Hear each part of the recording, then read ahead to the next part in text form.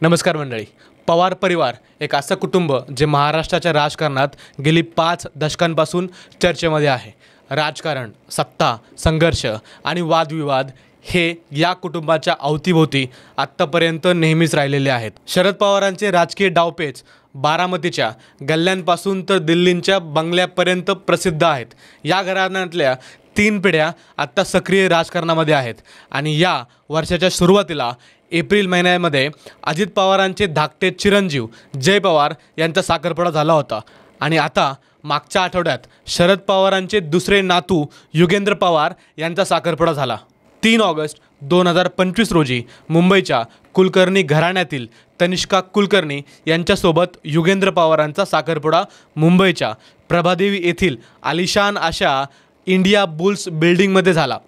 या साखरपुड्याला उपस्थिती लावली होती ती खुद्द शरद पवार, अजित पवार, सुप्रिया सुळे यांच्यासारख्या पवार घराण्यातल्या प्रमुख सदस्यांनी. आता तुम्हाला एक प्रश्न पडला असेल की तनिष्का कुलकर्णी नेमके आहे तरी कोण, तिचे वडील कोण आहेत, ते काम काय करतायत, त्याबरोबरच युगेंद्र पवारांचे वडील कोण आणि शरद पवारांना तर एकच मुलगी आहे, तर शरद पवार आणि युगेंद्र पवार यांचं नातं काय, ते त्यांचे नातू कसे काय, या सगळ्या प्रश्नांची उत्तरं तुम्हाला मी या व्हिडिओमध्ये पुढे सांगणार आहे.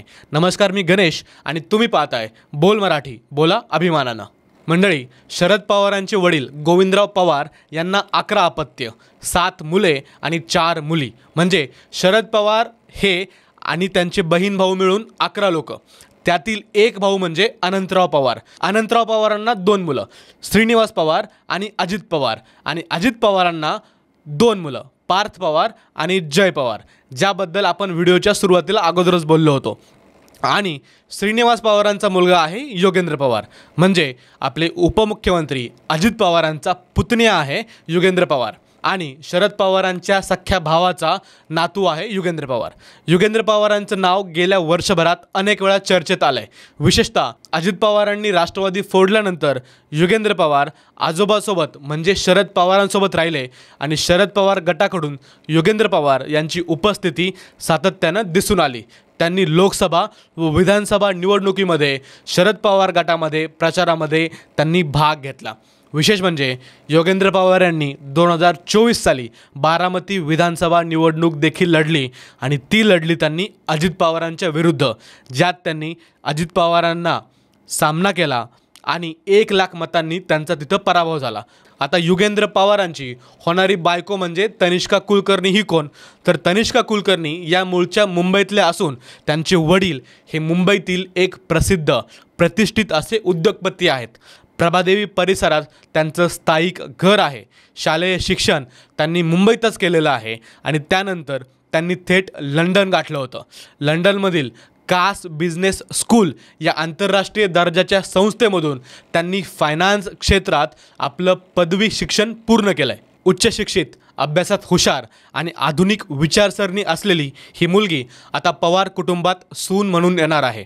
तनिष्काने सार्वजनिक वावर फारसा ठेवलेला नाही आहे, त्यामुळे तिच्याविषयी फारशी अशी माहिती मीडियामध्ये, समाज माध्यमांमध्ये उपलब्ध अशी दिसत नाही आहे. सुप्रिया सुळे यांनी साखरपुडा होण्याआधी सोशल मीडियावरती युगेंद्र आणि तनिष्काच्या नात्याविषयीची माहिती शेअर केली होती. या पोस्टनं सोशल मीडियावरती चांगलाच प्रतिसाद मिळाला होता. सत्ता, विरोध, संघर्ष, आंदोलनं, यश या सगळ्या गोष्टी पवार घराण्याच्या प्रवासात मागे पुढे राहिल्या आहेत.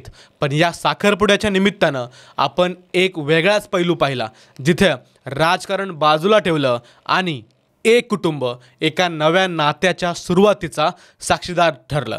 तनिष्का कुलकर्णी या भविष्यात राजकीय, सामाजिक किंवा व्यावसायिक क्षेत्रात कोणती भूमिका घेतील हे पाहणं उत्सुकतेचं ठरणार आहे. जय पवार यांचा साखरपुड्याच्या वेळी दोन्ही काका पुतणे एकत्र दिसले होते. तसेच आता युगेंद्र पवार यांच्या साखरपुड्याच्या वेळी देखील शरद पवार, अजित पवार एकाच मंचावरती दिसले. कौटुंबिक पातळीवरती हे दोघंही एकत्र दिसतात. असंच राजकीय पातळीवर देखील पवार कुटुंब पुन्हा एकत्र येऊ शकतं का हे पाहणं उत्सुकाचं ठरेल. तसंही मागं शरद पवार एकदा म्हटलेच होते, आम्ही काही वेगळं नाही होत. तुम्हाला याच्यावरती काय वाटतं मला कमेंट बॉक्समध्ये कळवा आणि अशाच नवनवीन व्हिडिओसाठी बोल मराठीला सबस्क्राईब करायला विसरू नका. धन्यवाद. जय महाराष्ट्र.